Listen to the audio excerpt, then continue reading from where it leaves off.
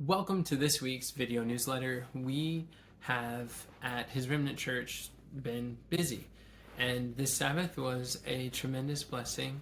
There seemed to be a theme throughout the prayers and testimonies that people were thankful for all the people who attended. It was nice to see diverse faces, some familiar, some who haven't been around for a while. It was really good. And it was just one person after another. It was really grateful to see. It really feels like a family reunion. God is piecing people together. It's a very beautiful thing. I'm grateful for that.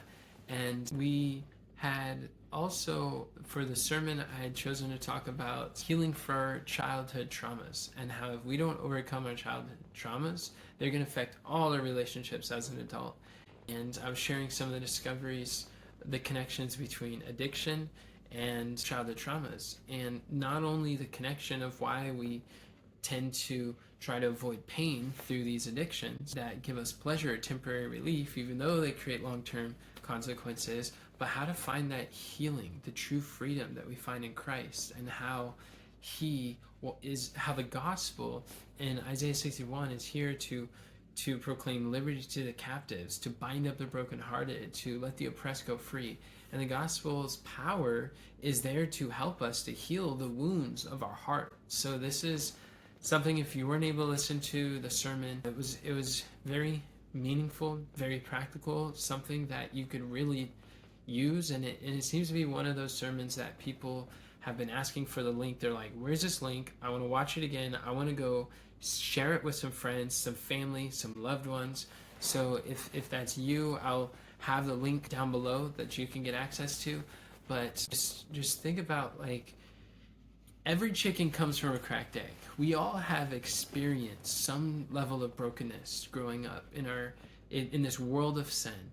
It doesn't mean that you are broken. It just means the world that we're in has brokenness and sin. So there's some tools in that message that I think will be very beneficial. I remember having a conversation with Leanne DeFreitas, when she was in town, and she was a mother at our church a few years ago, and I was talking about spiritual gifts discovery and talent discovery workshop, and I was telling people I believe this is one of those messages that will absolutely change your life. I believe this is something that you are not going to walk away today as being the same person. And at the end of the sermon, she shook my hand and she said, I'm so thankful to go to a church where the pastor is able to deliver messages that change lives and believes in the message that he has. And I thought about that, and I was thinking, I guess that's true. That makes sense. Sometimes you go to church and the pastor just kind of doing his thing. It's like a career. It's a profession, not really a calling. And sometimes we just go and we hear messages, or sometimes we have to piece together because it was so spiritualized, and we're wondering, like, what does that even mean? What does that look like? Or maybe not talking about Jesus or the gospel at all and just going off on tangents, and it could be challenging. Or when you don't feel like you're really getting fed at church. But it really is a blessing to be able to minister to people. And it was cool because after the church service, some people were able to join, which we all welcome people if they want to come for a fellowship lunch. Maybe they go to like Clarkson or the other church, and then they want to come afterwards. Like, by all means, we're for it. We love the fellowship, and our doors are open. And then and it was so nice to be able to see Kamran, my brother from another mother. We have the same father. He was able to join us today, and his mom showed up, his stepdad Aaron, and his two little siblings. They came together, and like the whole family was at church, and I'm like, that is so cool. They don't always get to do that, but they were able to come down for lunch and fellowship, and it does my heart well to see families coming together. Lonnie, Abigail, Marilyn, they were able to come, and they were singing some songs over at the nursing home. So they were really looking forward to that, and we were going to, I believe it was Life Care, is where a group of people went to sing songs to the nursing home. And I was able to reconnect with Diana Sterling. She was really involved in the church before, and she helped a lot, and she would bring new people. It was really fun working with her. I think we we interact well, and she's got great ideas. She has a willing heart to collaborate and cooperate. I ended up speaking to her for like 3 hours after I was done preaching, so it's like standing for 4 hours over at the church.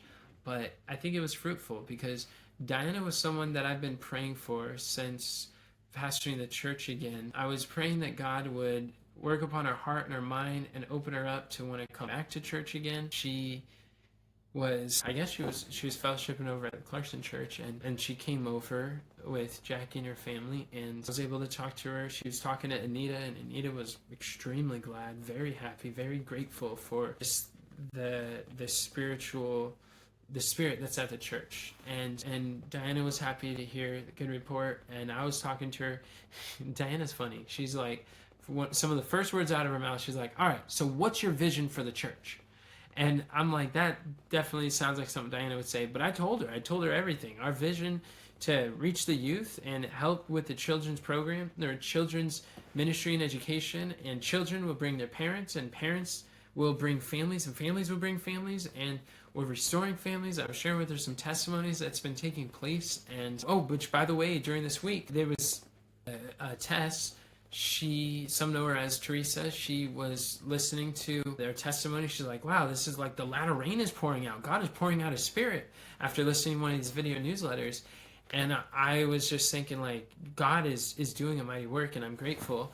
And I was thinking, how much better would it be if we had a playlist that if someone wanted to encourage their heart and see the development of the church family and just some of the growth that we've been having, or where we're going, what we're doing, it would be pretty cool to have a playlist where we could just go through that. And if someone was joining the video newsletter this week, then they missed all of the other ones because there's a new one every week, right? So like an archive of the video newsletters. So this week we were able to put together a playlist of all the testimonies, and we're going to start sending the link to this latest video. So when you click the video through the text, if you're signed up for the church newsletter, when you click the link, you'll see all of the playlists. So you could also see the previous ones easily too, and you could share it with others. So if you like this video and you want just more testimonies, or you just want to hear more of what God's doing and how he's working in people's life, or you want to know prayer requests, things to pray for, then go check out some of the other previous videos, because each week God has been doing something different, something new with the family. So that's really encouraging.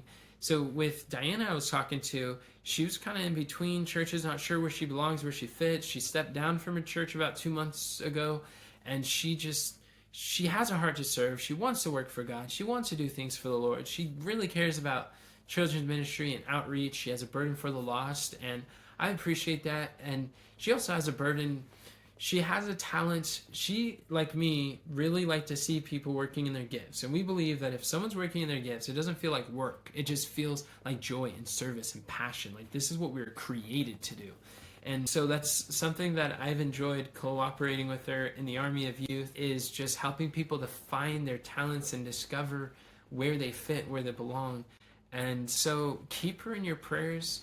I think she's really interested in cooperating. She was actually just planning on going to Indianapolis, where her daughter is, and she was selling all of her stuff, but she was having a hard time selling it. She has all her furniture, and she doesn't want to work at Schweitzer's anymore.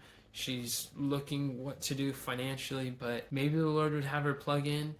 We talked for those 3 hours, and we shared a lot of her vision, her burden, my burden, a lot of similar stuff that we're doing.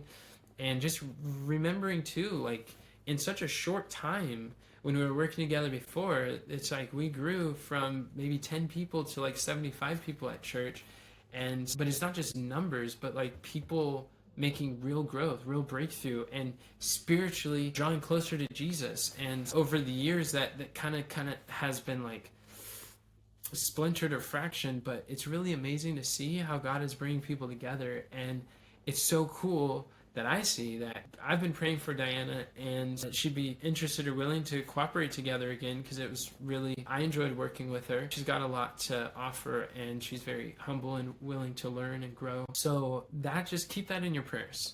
And another thing to keep in your prayers, I don't know the details, but it sounded like Cindy and Dwight, on their way home, they got into a bad accident. So they were at the hospital, and doing some x-rays on Dwight's back. So we really want to keep them in your prayers that things go well. I'm not sure what that entails, but pray for their family, pray for their vehicle, their situation, everything, and every person involved. We want to lift them up.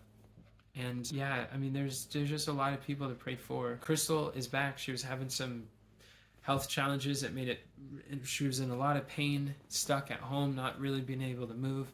But her parents came over to help her out, and she's been having a lot of breakthroughs. It was fun to hear how she's been able to apply the Word of God to her heart and her mind, and it's bringing her real lasting freedom and peace in her heart through these regards. So it's a blessing to see people gaining victories, gaining freedom, and finding their purpose and their belonging, where they fit in God's service, in God's hands, in His heart. I believe all of us have a God-shaped hole in our heart that only His love can fill, and if He's not reigning in that, then we're going to seek it in all these other places. But God, people are finding victories, and I believe it's because of your prayers, because of your care. So thank you so much for tuning in and showing an interest, if you made it this far, to some of these testimonies. And I'm glad to be able to keep you up to date. I'm glad you're interested in knowing what's new in the family, and thank you for being a part of the family.